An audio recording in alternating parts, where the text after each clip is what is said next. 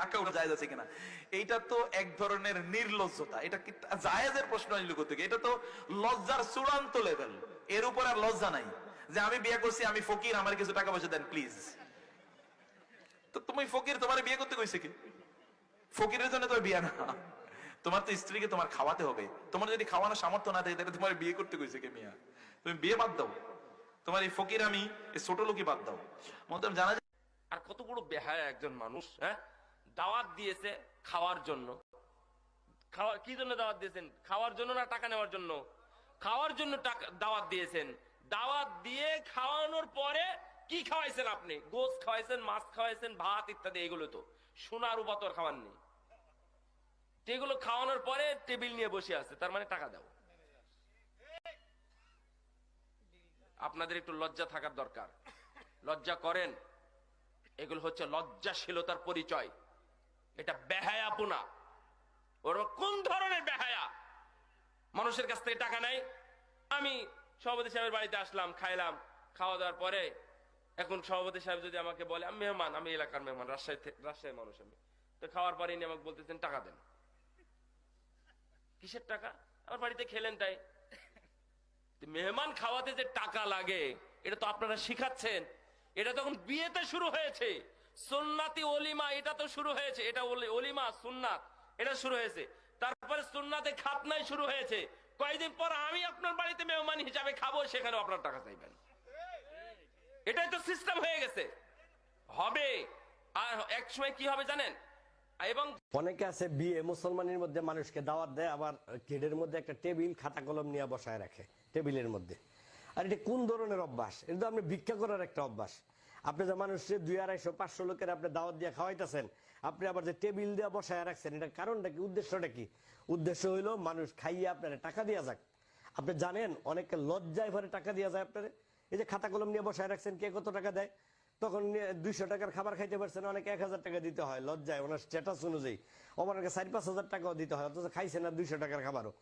এটা এক ধরনের ভিক্ষা করার মতো। আপনি ঠান্ডা মাথায় ওনার থেকে চিন্তাই করছেন, পকেট থেকে টাকা আদায় করছেন। আবার আপনি খুব ফুটানি দেখান যে আমি তো 500 লোকের 1000 লোকের আমি বিয়ের মধ্যে খাওয়াইছি আমার মাইয়ার।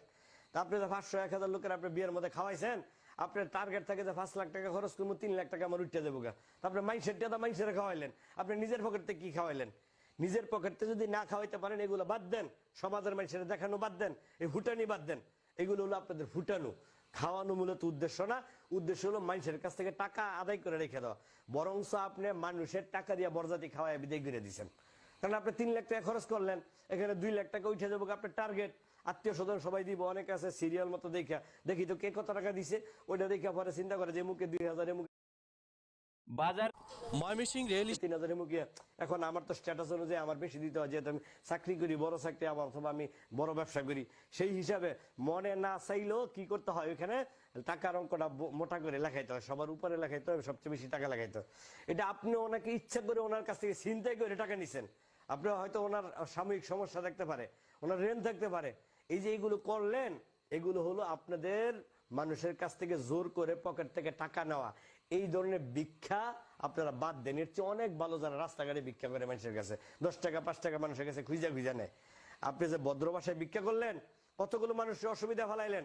মানুষের টাকা দাম মানুষের খাওয়ায়া, আবার ফায়দা আপনি বরজাতি খাওয়ায়া বিদায় করে দিচ্ছেন। এটা হলো আপনাদের চালাকি। এই বিয়ের অনুষ্ঠানগুলোতে এই যে আপনার জরিমানার একটা সিস্টেম, জরিমানার সিস্টেম বুঝেন? কয় যে বিয়ের কার্ড দিয়ে দাওয়াত দিয়ে গেছে, বাইরে দাওয়াত তো দিয়া যায় না, 2000 টাকার মামলা হয়েছে। মানে কয় গেলে কি আর এমনি খাওয়াবে? আগেই তো গেটের পাশে একটা টেবিল নিয়া মাশাআল্লাহ কে কি দিছে, এবার রাত্রে বলে বসে হিসাব মিলাবে। কি মেলাবে? কে দিছে? ওরে আমগো বাইরে হাতে কে দিল ইয়ান, ঠিক কিনা? এগুলো নিয়ে এই যে আপনি পারলে মানুষকে খাওয়ান, না পারলে না খাওয়ান, পারলে খেজুর খাওয়ান, পারলে একটা ছাগল দিয়ে খাওয়ান, পারলে 10 জন খাওয়ান, না পারলে 5 জন খাওয়ান, 2 জন খাওয়ান, না পারলে না খাওয়ান। কে বলেছে আপনাকে এই দাওয়াত দিয়ে এই অপমান করার, দাওয়াত দিয়ে এই ধরনের পুরস্কার রাখার, এই উপহার রাখার, এই ব্যবস্থা রাখা? মূলত যাদেরকে দাওয়াত দিয়েছেন তাদের উপর একটা মামলা দেওয়ার সমান, ঠিক কিনা? আজ এই যুবক তোমার বিয়ের অনুষ্ঠান হবে, বলে দিবে যে কাকা চাচা মামা আপনাকে দাওয়াত দিয়েছি, তবে আমাদের এই অনুষ্ঠানে আপনি শুধু খেয়ে যাবেন, আপনার পক্ষ থেকে উপহার নেওয়ার কোনো ব্যবস্থা থাকবে না, কোনো সিস্টেম নাই, এমনি এসে খেয়ে যাবেন, পারলে এভাবে খাওয়াবেন আর না পারলে খাওয়ানোর দরকার নেই। হারাম দিয়ে যেন আপনার বিয়ের অনুষ্ঠানের সূচনা না হয়। বিয়ের অনুষ্ঠানে যে টাকা নেওয়া হয় তা কতটুকু জায়েজ? এটা তো আমি সবসময় বলি ভাই, বিয়ের অনুষ্ঠানে যে টাকা নেওয়া হয় এটা চাঁদাবাজি। এটা কি? না, চাঁদাবাজি না, ভুল হয়েছে, এটা ডাকাতি। এটা কি? ডাকাতি। ডাকাতি আর বিয়ের অনুষ্ঠানে টাকা তোলা, এই দুইটার মধ্যে পার্থক্য হলো, ডাকাতির সময় একটা ছুরি ধরে বা একটা পিস্তল ধরে, আর বিয়ের অনুষ্ঠানে ছুরি পিস্তল ধরে না, একটা টুল নিয়ে আর কাগজ কলম নিয়ে বসে। ঠিক না বেঠিক? যাওয়ার সময় বলে যে ভাই দিয়ে যান। আমার মনে হয় হোটেল লালারা হচ্ছে এটা ভালো, কারণ অনেক হোটেল আছে খাওয়া দাওয়া করে, অনেক কি বাংলাদেশে বেশিরভাগ হোটেলে খাওয়া দাওয়া করে এরপরে যাওয়ার সময় বলে ভাই বিলটা দেন, একটা ভদ্রতা দেখায়। আর বিয়ের বাড়িতে খাওয়ান দাওয়ান পরে চান্দু, আগে ঢুকতেছেন পয়সা করে দিয়া তারপরে ঢুকেন। মানে হোটেলেও তো এত রেস্টুরেন্টের চাইতেও খারাপ। ঠিক না বেঠিক? এই জন্য যুবকরা বিয়ে কোনো চাঁদাবাজি করবেন না। বিয়ের কার্ড পাইলে আজকাল মানুষের পেটে ব্যথা শুরু হয়। আমার মতো গরিব মানুষ যারা মধ্যবিত্তের, এই বেচারাদের টেনশন শুরু হয়ে যায়, আরে বাবা এই মাসে 3টা বিয়ের কার্ড আসছে, লাইফ শেষ। কারণ খামু 500 টাকা দিতে হবে 2000 টাকা, হোটেলে খাইলে হচ্ছে ভালো। অতএব আপনার বিয়ের সময় মানুষের থেকে এইভাবে চাঁদাবাজি করবেন না, এগুলো জায়েজ নাই। অনেক অনুষ্ঠানে বা বিয়েতে দেখা যায় দাওয়াত খাওয়ানোর পর টেবিল নিয়ে বসে টাকাতে আরেক কুসংস্কার, বুঝেন না? এটা হইল মানে ভদ্র ডাকাতি। কেন এমন এক ফাঁদে নিয়ে ফেলছে, কিছু না দিলে মানিজ্জত যান, কি করবে? এখন আগের যুগে দাওয়াত দিলে মানুষ খুশি হইতো, এখন দাওয়াত দিলে খাইছে রে, মারছে রে আমারে, এটা বিপদ। আস্তাগফিরুল্লাহ। এখন আছে কিছু আন্তরিকতা দুনিয়াতে, সব কিছু আর্টিফিশিয়াল, কৃত্রিম, বুঝলেন না? এটা সুদ। ওমা আতাইতুম মির রিবাল ইয়ারবু ফি আমওয়ালিন নাস ফালা ইয়ারবু ইনদাল্লাহ। বউভাত করেছে, এটা সেটা করেছে, ছেলেকে খতনা করিয়েছে, দাওয়াত দিয়েছে, হিসাব করছে যে আমার এক ফ্লাইটে খরচ হবে 300, সেটা দিয়ে যাবে 2000, তাহলে ব্যবসা তো ভালোই হবে। বেটা তোর এই 2000 টাকা সুদ, কোরআন বলছে সূরা রোমে প্রসঙ্গটা আল্লাহ আনছেন। কাউকে কিছু খাওয়ানো, কিছু হাদিয়া দেয়া এই নিয়তে যে যা খাওয়াইছি দিছি তার চেয়ে বেশি পাবো, এই নিয়তে দেওয়া, এটা সুদ, ডাইরেক্ট সুদ।